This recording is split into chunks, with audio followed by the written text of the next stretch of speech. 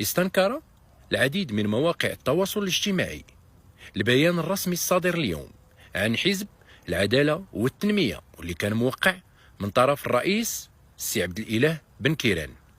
وأنا كذلك كنضم الصوتي لهم وكنقول أولا وقبل كل شيء كنطلب السموحات من الناس اللي عزيز عليهم حزب العدالة والتنمية ولا كينتميو ليه ولا عزيز عليهم السي عبد الإله بن كيران وكيتعاطفوا معاه.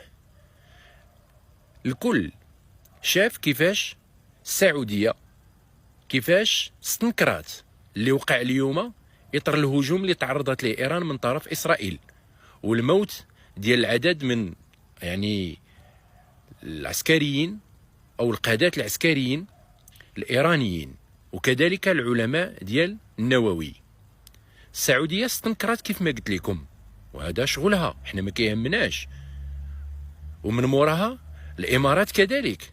احنا كنعرفوا بان السياسه هذه واي واحد حر في القرارات ديالو، ولكن تكون نابعه من قائد البلاد. انا هذا الشيء ما جانيش غريب. علاش؟ لاننا كنعرفوا دائما بان حزب العداله والتنميه دائما ما يشارك الاراء مع ايران اللي دائما كانت تتمول البوليزاريو وكتمدهم بالسلاح وكتريني بهم وكتمولهم، يعني هي صاحبة فتنة لنا. إيران اللي زيادة على ذلك كتحب أنها تنشر الشيعية ديالها في المغرب. إيران اللي الكل كيعرف بأنها ضد الأنظمة الملكية. كما قلت لكم السعودية صفات استنكار، الإمارات كذلك والعديد من الدول، ولكن المملكة المغربية الشريفة ما تسوقتش الامر.